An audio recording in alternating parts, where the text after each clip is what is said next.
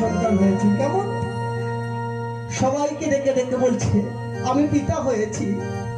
এমন সময় এই আনন্দের সংসারে গোবিন্দ ঘোষের কর্ণে ভেসে আসছে একটু একটু করে করুণ আর্তনা। গোবিন্দ ঘোষ গোপীনাথের মন্দির থেকে বলছে কি ব্যাপার, কে এমন করে কাঁদছে এই আনন্দের সময়? তার কি কোনো বিপদ হলো? না না না। গোবিন্দ ঘোষ গোপীনাথকে বলছে গোপীনাথ তুমি আমার মাধবীকে ভালো রেখো। কেমন মাধবীর সেই করুণ কণ্ঠস্বর ভেসে আসছে, চিৎকার করে মাধবী ডাকছে আর বলছে প্রভু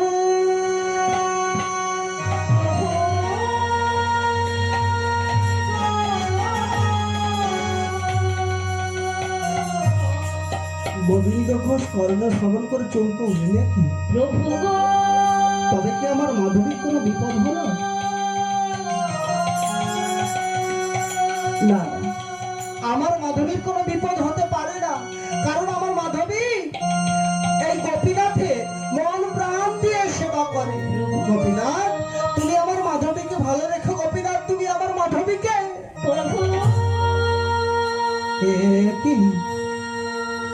তো আমার মাধবীর কণ্ঠস্বর, তবে কি আমার মাধবীর কোনো বিপদ? দাদা আর দেরি না করে ছুটতে ছুটতে চললেন কোথায় না মাধবীর কক্ষের দিকে। গিয়ে মাধবীর কক্ষে দর্শন করে চমকে উঠে বলছে মাধবী মাধবী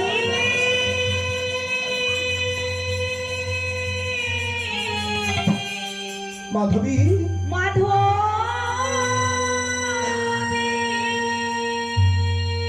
মাধবী মা জননী স্বামীর কণ্ঠস্বর শ্রবণ করে বলছে স্বামী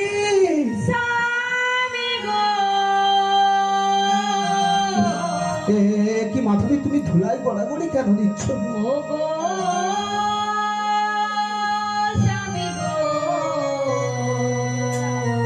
গোবিন্দ ঘোষ বলছে মাধবী দেখো, মাধবী দেখো, আজ যে আমাদের পুত্র সন্তান জন্মগ্রহণ করেছে, তুমি মা হয়েছো মাধবী, তুমি মা হয়েছো।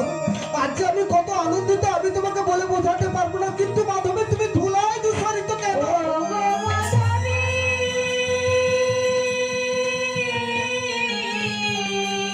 মাধবী মা জননী এমন সময় বলছে স্বামী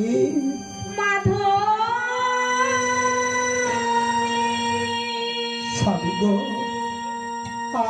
আমার সারা শরীরে কেন এত জ্বালা, কেন এত যন্ত্রণা?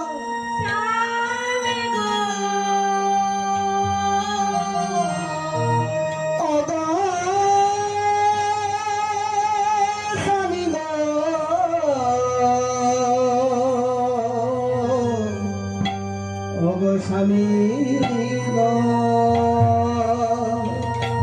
মাধবী আমাকে তুমি বলো, মাধবী তুমি আমাকে বলো কেন তুমি ধুলাই দূষণিত, কেন তুমি ধুলাই গড়া করে দিচ্ছ? মাধবী মাধবী বলছে স্বামী আমি মা হয়েছে এটা ঠিক, কিন্তু হ্যাঁ বলো মাধবী বলো কিন্তু কি জানো স্বামী আমি বুঝি আর বাঁচবো না। তুমি কি বলছো মাধবী, তুমি কি বলছো? এমন করে বলো না মাধবী, তুমি এমন করে বলো না। মাধবী তুমি যে মন প্রান্তে গোপীনাথের সেবা দিয়েছো, গোপীনাথ তুমি আমাকে দাও, আমার প্রাণ দাও, কিন্তু তুমি আমার মাধবীকে ক্ষমা করো। যদি কোনো অপরাধ করে থাকো ওর প্রাণটা তুমি নিও না গোপীনাথ, ওর প্রাণটা তুমি নিও না।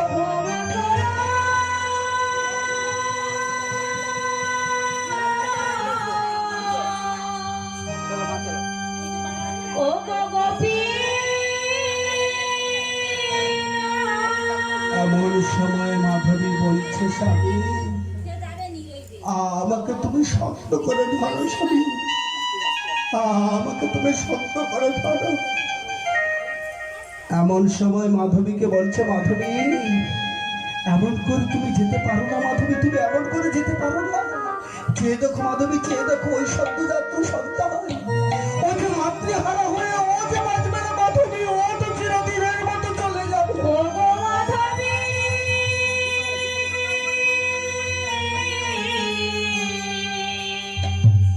মাধবী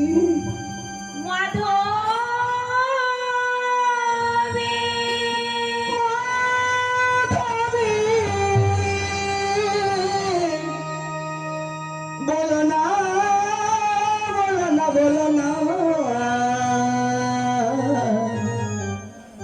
এমন করে বলো না। মাধবী বলছি স্বামী গো, আমাকে তুমি শক্ত করে ধরো স্বামী, আমাকে তুমি শক্ত করে ধরো। গোবিন্দ ঘোষ মাধবীকে জড়িয়ে ধরেছে। এমন সময় মাধবী বলছে স্বামী, আমি কেন নয়নে আর তোমাকে দর্শন করতে পারছি না স্বামী, তুমি কোথায় যাবে, আমি কেন তোমাকে দর্শন করতে পারবো না।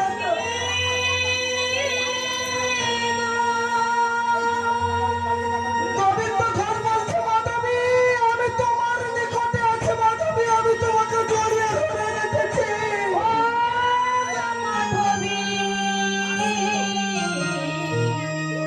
এমন সময় গোবিন্দ ঘোষ মাধবীকে জড়িয়ে ধরে রেখেছে।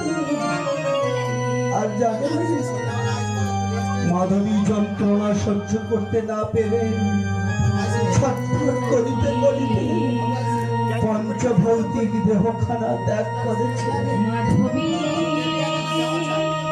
এমন সময় গোবিন্দ ঘোষ বলছে মাধবী, এই মাধবী, তুমি আমাকে বলেছিলে তোমার সারা শরীরে জ্বালা যন্ত্রণা, তোমার সারা শরীরে জ্বালা যন্ত্রণা সহ্য করতে না পেরে তুমি বুঝি নিদ্রা গেলে। ও ঠিক আছে মাধবী, তুমি নিদ্রা যাও, আমি তোমাকে কোনো, কিন্তু একই আমার মাধবীর দেহখানা কেন একটু একটু করে শীতল হয়ে যাচ্ছে। তবে কি আমার মাধবী আমাকে ছেড়ে না, আমার মাধবী আমাকে ছেড়ে যেতে পারে না গোপীনাথ। আমার মাধবী যদি তোমার চরণে কোনো অপরাধ করে থাকে তুমি তার অপরাধ ক্ষমা করে দাও, কিন্তু তুমি আমার মাধবীর প্রাণটাকে ফিরিয়ে দাও গোপীনাথ, তুমি আমার মাধবীর প্রাণটাকে ফিরিয়ে দাও।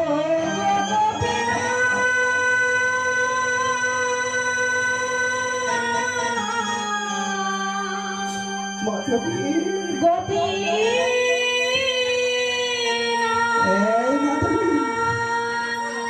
একটিবার চেয়ে দেখো মাধবী, একটিবার কেবল মাত্র একটিবার চেয়ে দেখো, দেখো না মাধবী, একটিবার তুমি চেয়ে দেখো মাধবী, তোমার সন্তান জন্মগ্রহণ করেছে।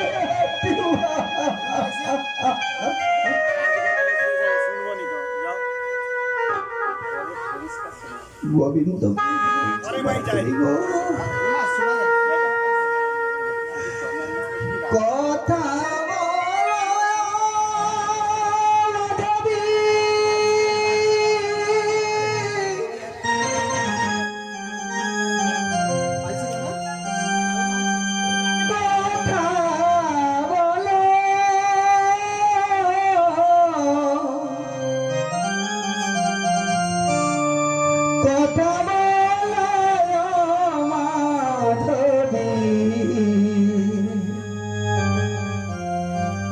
কথা বলো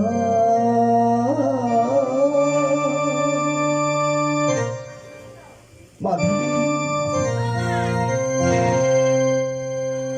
মাধবী একবার তুমি কথা বলো মাধবী, একবার তুমি কথা বলো, কথা বলো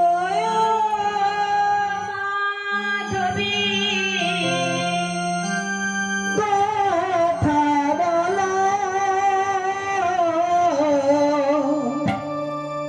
কথা বলো মাধবী, কথা বলো, কথা বলো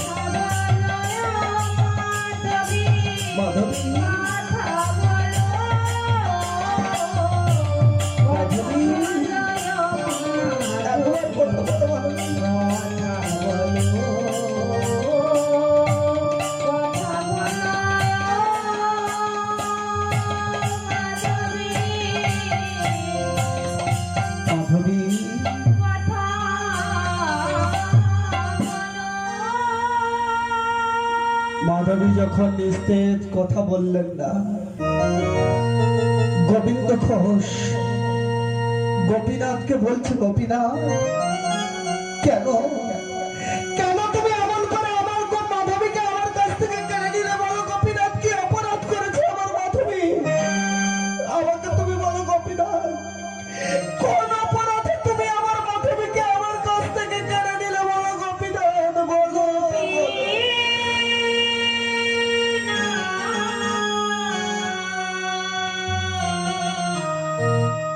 আমার মাধবী সারা জীবন দুঃখ নিয়ে চলে গেছে। ও গো গোপীনাথ, সবাই মিলে মাধবীর দেহটাকে নিয়ে সমাধি দিয়েছে, আর সেই সদ্যজাত সন্তানকে বক্ষে নিয়ে পিতৃস্নেহে মাতৃস্নেহে প্রতিপালিত করছে।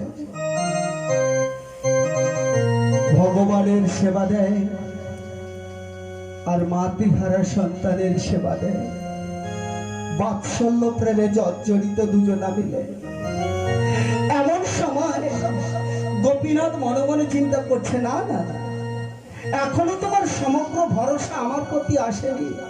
গোবিন্দ, দিয়ে ধান ভিড়ে মন ঘরে নিতে কতক্ষণ?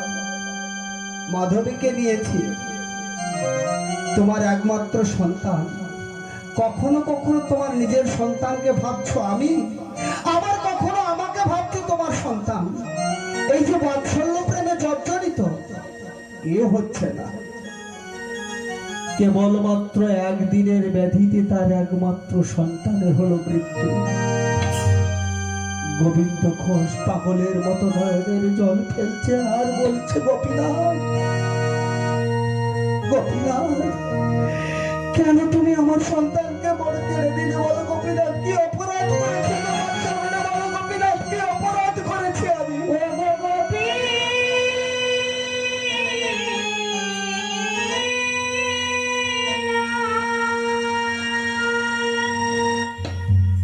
এই নিষ্ঠুর দেবতা এই নিঠুর নিয়তি সুখের সংসারে এনে দিয়েছে অন্ধকারের ছায়া। নিয়তিকে বলং বাধ্যতে। নিয়তি কেন এত নিষ্ঠুর, কেন এত নির্মম?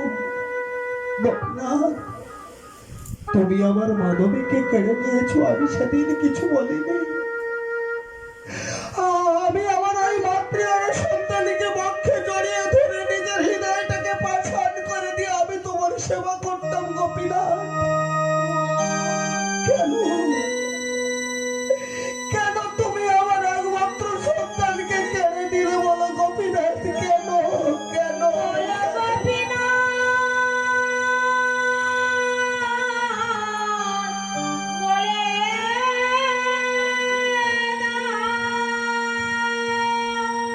কোন অপরাধে তুমি এমন করে এবারে এবারে আমাকে শাস্তি দাও?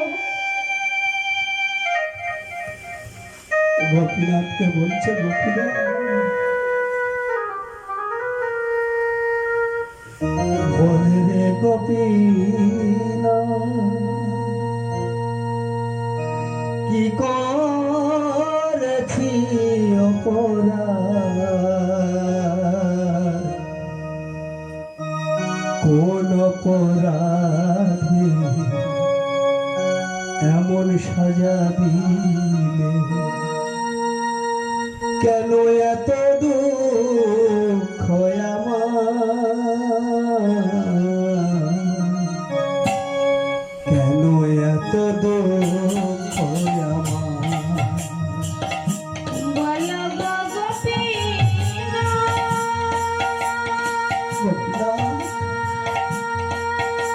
কি অপরাধ করেছে তোমার জননী? আমি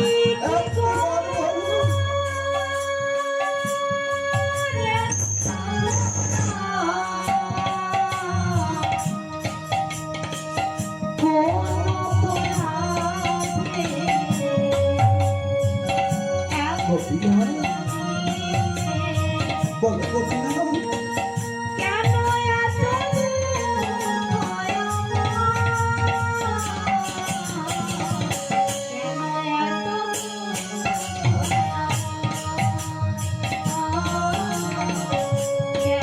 গোপীনাথ, আর বলে রে গোপীনাথ, কি করেছি অপরাধ, কোন অপরাধে এমন সাজা দিলে, কেন এত দুঃখ আমার, কেন এত দুঃখ আমার, কেন এত দুঃখ আমার। বলো গো গোপীনাথ,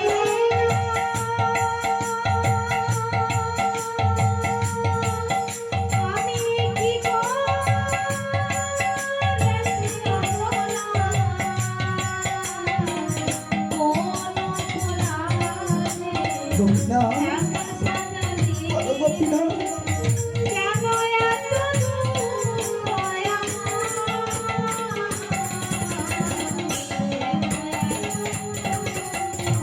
গোপীনাথ, বলো গোপীনাথ, কেন কেন কেন কেন এত দুঃখ তুমি আমাকে দিলে, বলো গোপীনাথ। দিবানিশি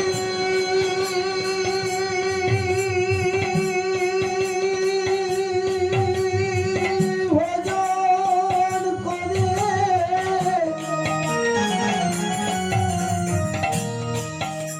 আর কি পেয়েছি,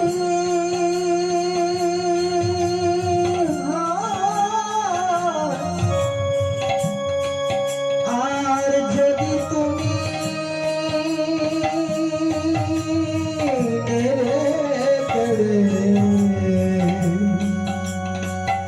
কেন দিলে,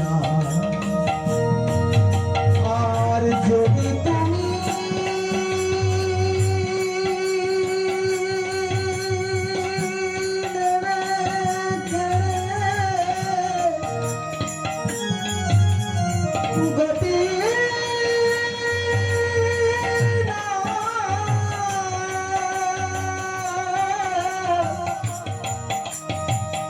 কেন দিলে,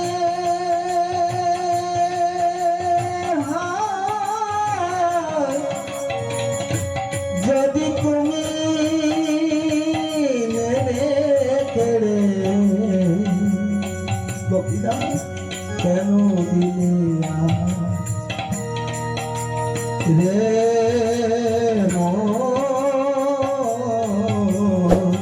কেউ তো কারণ, কেউ তো কারণ,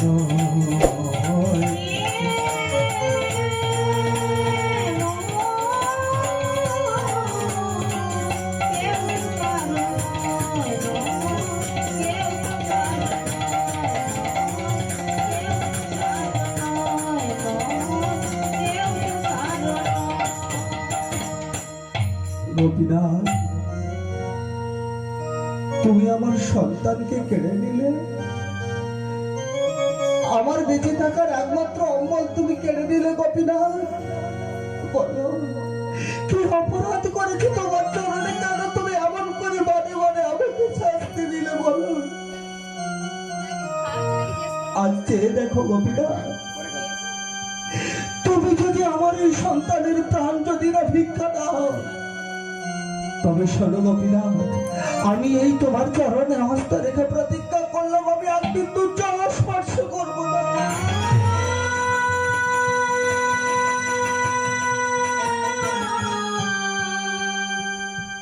গোপীনাথ, বলো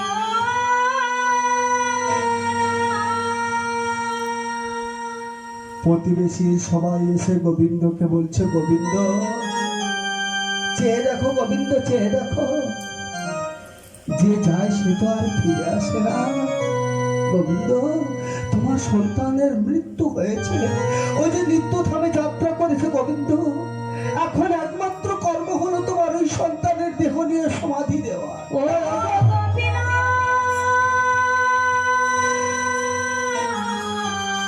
এমন করে বলো না, আমার সন্তান পারে না।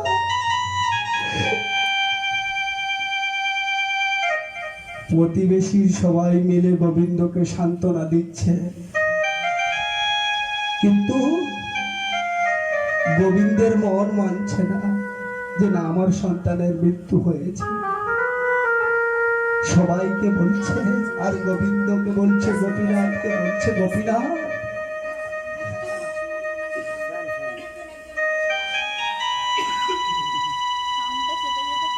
আজ আমার একমাত্র সন্তান হারিয়ে গেছে চিরদিনের মতো। কে বলবে, কে বলবে বাবা আমায় খিদা লেগেছে, আমার ক্ষুধা, দুটো সেবা দাও? বলবে না গোপীনাথ? কেউ আর কোনোদিন আমাকে বলবে না পিতা আমার ক্ষুধা লেগেছে, আমাকে তুমি দুটো সেবা দাও?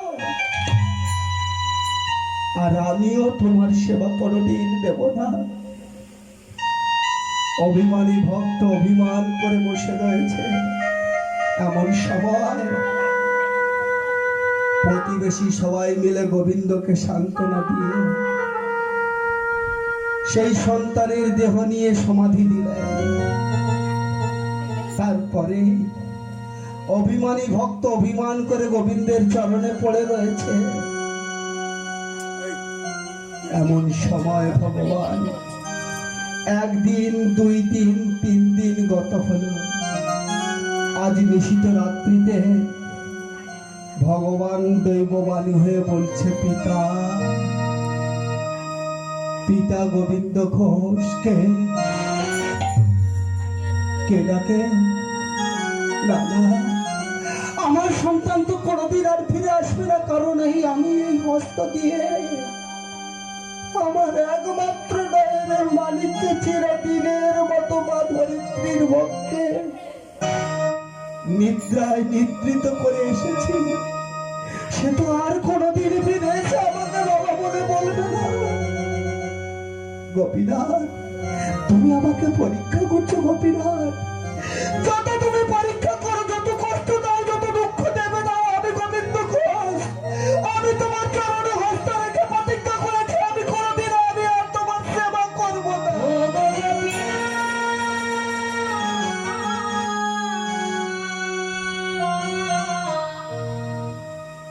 আবার পাথরের মূর্তি বলছে, পিতা গোবিন্দ ঘোষ। গোবিন্দ ঘোষ চেয়ে দেখে পাথরের মূর্তি সচল হয়ে বলছে, পিতা গোবিন্দ ঘোষ। একই গোবিন্দ ঘোষ দর্শন করলেন। এমন সময় ভগবান গোপীনাথ 2 বাহু প্রসারিত করে বলছে, পিতা আমাকে কিছু সেবা দাও। আমি যে 3 দিন কিছুই সেবা করিনি, ক্ষুধার জ্বালায় আমার প্রাণ যায় বুঝি, আমাকে 1 বিন্দু বাড়ি দাও, সেই বাড়ি সেবা করে আমি আমার প্রাণকে রক্ষা করি। গোবিন্দ ঘোষ বলছে, গোপীনাথ কি বললে? পিতা, আমি যদি তোমার পিতা হয়ে থাকে, তুমি আমার সন্তান। বলো বলো গোপীনাথ, তুমি যদি আমার সন্তান হবে, যেদিন আমি আমার প্রাণটাকে ত্যাগ করবো, যেদিন আমার প্রাণ নিত্যভাবে যাত্রা করবে, বলো তুমি সেদিন নিজ হস্তে আমার এই দেহখানাকে সমাধি দেবে। পিতার কথা শ্রবণ করে ভগবান গোপীনাথ বলছে, পিতা আমি 3 দিন কিছুই সেবা করিনি, আজ তুমি আমায় কিছু সেবা দাও। আমার ক্ষুধার জ্বালায় আমার প্রাণ যায় বুঝি, পিতা দাও না গো, দাও না গো, আমি তোমার কাছে 2 বাহু প্রসারিত করে চাইছি, তুমি আমায় কিছু সেবা দাও। ও গো পিতা,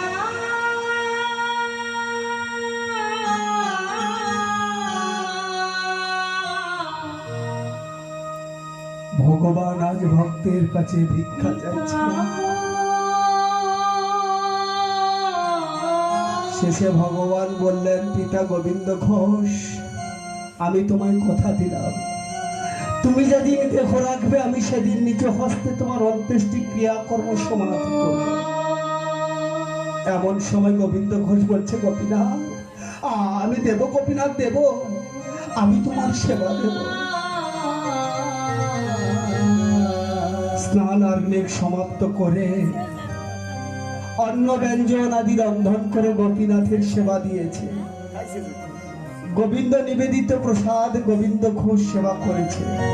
সেবা করে গোবিন্দ ঘোষ গোপীনাথকে বলছে, গোপীনাথ আজ কতদিন হলো কৃষ্ণ নাম করি নাই, এসে গোপীনাথ আজ পিতা পুত্র দুজনা মিলে করতালি দিয়ে কৃষ্ণ নাম করব। অচল বিপ্র সচল হয়ে মানব সমাজে ভক্ত গোবিন্দ ঘোষকে পিতা বলে সন্তান সেজে পিতা পুত্র দুজনা মিলে কৃষ্ণ নাম করছে।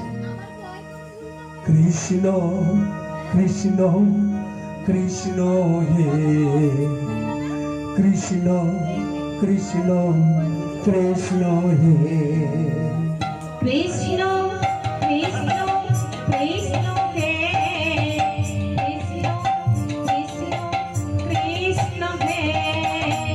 কৃষ্ণ কৃষ্ণ কৃষ্ণ হে কৃষ্ণ কৃষ্ণ কৃষ্ণ হে কৃষ্ণ কৃষ্ণ কৃষ্ণ হে কৃষ্ণ কৃষ্ণ কৃষ্ণ হে কৃষ্ণ কৃষ্ণ হে কৃষ্ণ গোবিন্দ ঘোষ কৃষ্ণ কৃষ্ণ কৃষ্ণ হে কৃষ্ণ কৃষ্ণ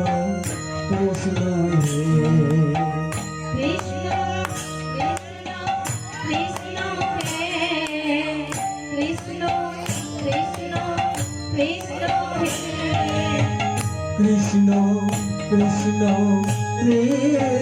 হে কৃষ্ণ কৃষ্ণ কৃষ্ণ হে কৃষ্ণ কৃষ্ণ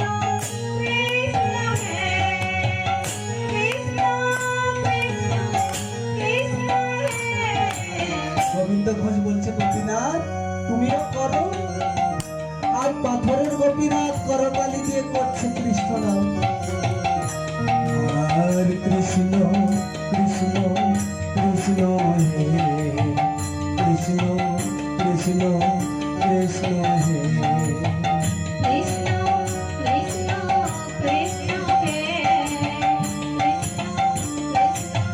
কৃষ্ণ হে কৃষ্ণ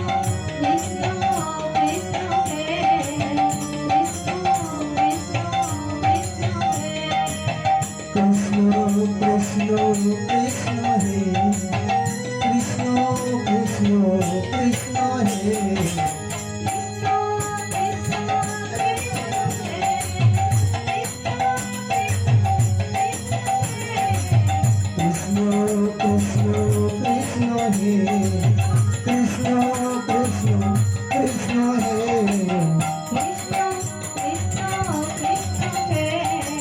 কৃষ্ণ কৃষ্ণ কৃষ্ণ হে কৃষ্ণ হে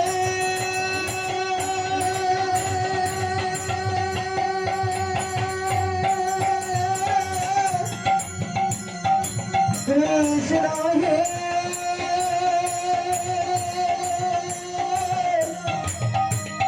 কৃষ্ণ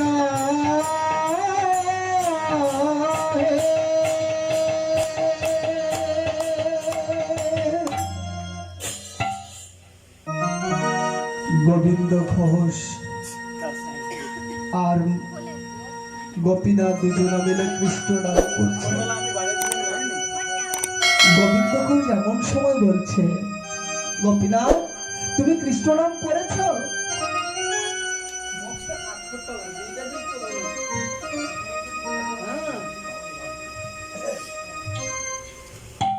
বলছে, পিতা আমি করছি, কৃষ্ণ নাম করছি, তুমিও করো। দুজনা মিলে কৃষ্ণ নাম করছে, কিন্তু ভগবান তো জানে পিতা কেন কৃষ্ণ নাম করছে। এমন সময় পিতা বলছে, গোপীনাথ আমি আমার একটা মনের বাসনা পূর্ণ করবে। পাথরের গোপীনাথ বলছে, পিতা বলো, তুমি যাহা বলবে আমি তোমার তাই মনের বাসনা পূর্ণ করব, কথা দিলাম। ও তবে শোনো, গোপীনাথ, আমার মনের বাসনা হলো আমি তোমার চরণে মস্তক দিয়ে কৃষ্ণ নাম করব। না কেন? গোবিন্দ ঘোষ জানে আর ভগবান গোপীনাথ জানে কেন আমার চরণে মস্তক দিয়ে কৃষ্ণ নাম করবে। সন্তান হয়ে বলতে পারছে না যে পিতা আমি জানি তুমি আমার চরণে মস্তক দিয়ে কৃষ্ণ নাম করবে, মানে তুমি তোমার দেহ খানা ত্যাগ করবে। আর পিতা হয়ে বলতে পারছে না ভগবানকে যে ঠাকুর আমি তোমার চরণে মস্তক খানা রেখে আমার দেহ খানা ত্যাগ করে তোমাকে দর্শন করিতে করিতে নিত্যধামে যাত্রা। এমন সময় ভগবান তার আগে কথা দিয়ে ফেলেছে যে তুমি যাহা বলবে আমি তোমার কথা মনের বাসনা পূর্ণ করব। ভক্তাধীন ভগবান ভক্তের কথা রাখিতে বললেন বেশ তথাস্তু। পিতা অন্তরে নিজে কাঁদছেন, নয়নের জল ফেলছে আর বলছে পিতা এই জনজাগতিক জগতে মায়ার সংসারে এসে আজ নিজেও কষ্ট পাচ্ছি, নিজে জানতে পেরেও বলতে পারছি না তোমার সঙ্গে। পিতা যদি কালের সাথে কোনো পিতার একটি মাত্র সন্তানের মৃত্যু হয়, আরেক সন্তান যদি থাকে, তবে কি এমন করে তার মৃত্যু হয়? এত যন্ত্রণা, এত কষ্ট বলো পিতা, কেন তুমি আমাকে ছেড়ে চলে যাবে? কেন তুমি আমাকে কার কাছে রেখে যাবে? বলো পিতা, বলো।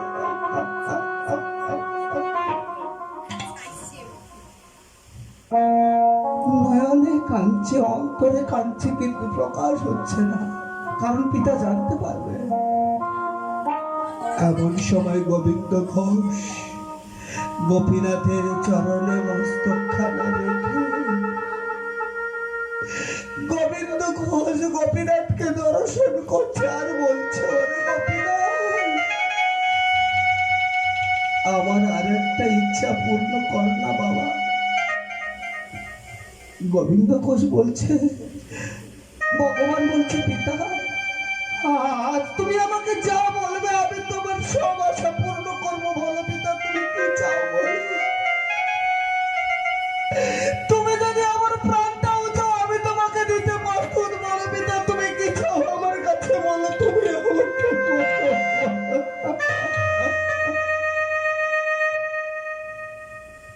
গোবিন্দ ঘোষ বলছে গোপীনাথ, ওরে আমার গোপীনাথ, শুধু আমার শেষ ইচ্ছা হলো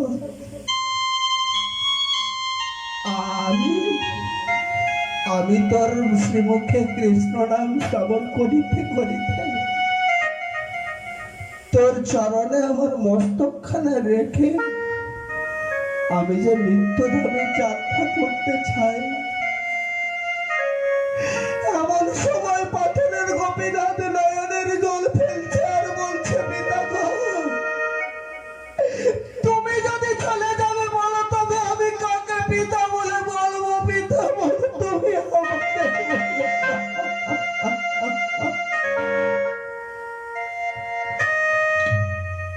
গোবিন্দ ঘোষ বলছে গোপীনাথ এটা যে আসা যাওয়ার সংসার, এটা যে মায়ার সংসার, এখানে যে বড় যন্ত্রণা, এখানে যে কষ্ট। গোপীনাথ যখন যার সময় হয়ে যায় তাকে যে চলে যেতে হয়, সময় বইয়া যায় নদীর স্রোতের প্রায়, যে না বোঝে তার শতধিক। কত এলো কত গেল, কত ক্রেতা কত বিক্রেতা, কেউ বা আসে কেউ বা হাসে কেউ বা কাঁদে। গোপীনাথ ঘরে ফিরিবার বেলা ওরে গোপীনাথ আমার এই ইচ্ছাটুকু তুমি পূরণ করবে না? গোপীনাথ বললেন তথাস্তু। গোপীনাথ কৃষ্ণ নাম করছে, পিতা শ্রাবণ করছে, গোবিন্দ গাইছে, কি গাইছে? কৃষ্ণ কৃষ্ণ কৃষ্ণ হে কৃষ্ণ কৃষ্ণ কৃষ্ণ হে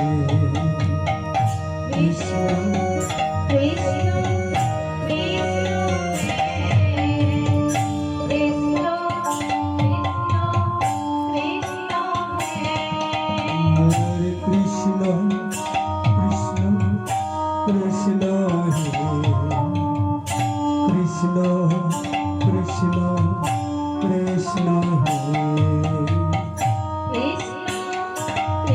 কৃষ্ণর কৃষ্ণ নাম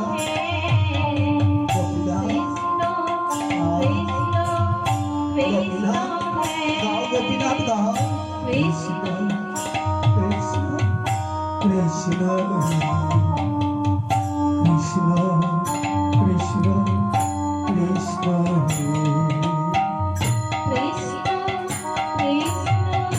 সবাই মিলে করতালি দিয়ে বলুন, কৃষ্ণ নাম।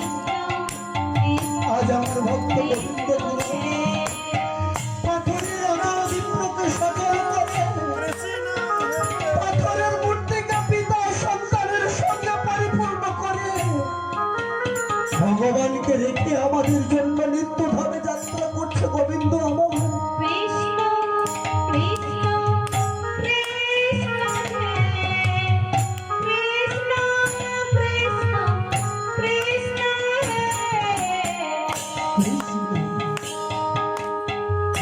কৃষ্ণ হে কৃষ্ণ কৃষ্ণ কৃষ্ণ হে কৃষ্ণ কৃষ্ণ কৃষ্ণ হে কৃষ্ণ কৃষ্ণ কৃষ্ণ হে কৃষ্ণ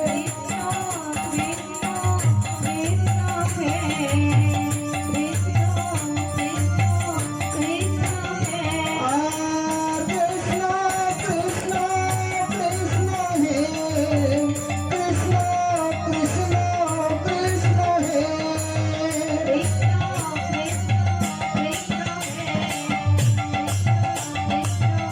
গোবিন্দ ভোগ করছে গোপীনাথ, তাও গোপীনাথ কৃষ্ণ কৃষ্ণ কৃষ্ণ কৃষ্ণ হে কৃষ্ণ হে কৃষ্ণ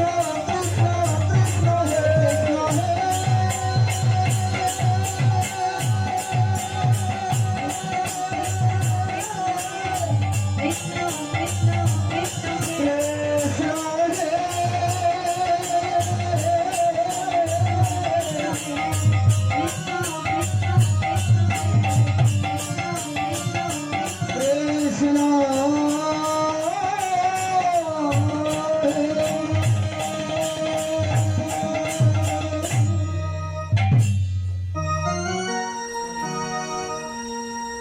পাথরের গোপীনাথ নয়নের জল ফেলছে, বলছে পিতা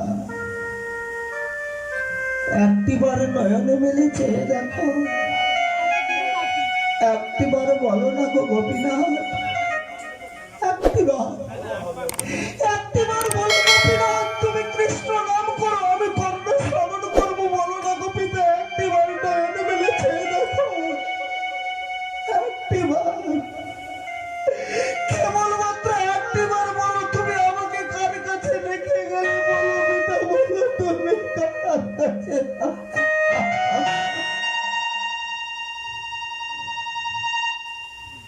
আপনাদের মতো অগণন ভক্ত সবাই জানতে পারলেন ভক্ত গোবিন্দ ঘোষ তার দেহখানা ত্যাগ করেছে, সবাই মিলে ছুটে এসেছে, এসে দেখছে গোপীনাথের মন্দিরে গোপীনাথের চরণে পড়ে রয়েছে গোবিন্দ ঘোষের দেহখানা।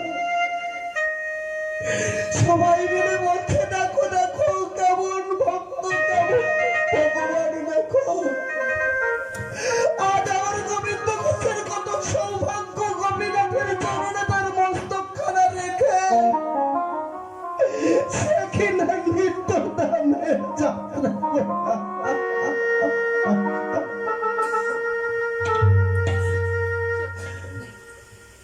সবাই মিলে গোপীনাথের দেহখানা নিয়ে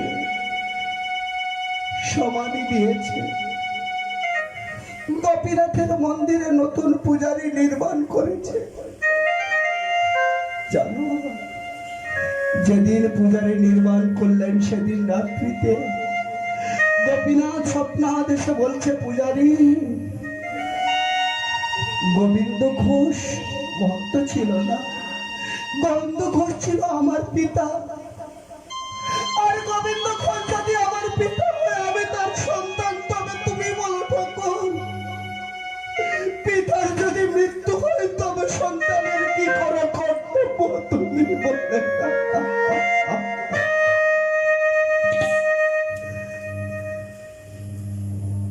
এমন সময় নিশিত প্রভাত হওয়ার সঙ্গে সঙ্গে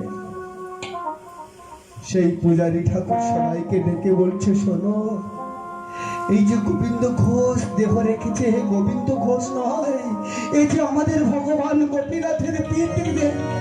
জানো, গত নিশিতে ভগবান গোপীনাথ আমাকে সব কথা বলেছেন, তাই উপযুক্ত বস্ত্র পরিধান করাতে হবে গোপীনাথ।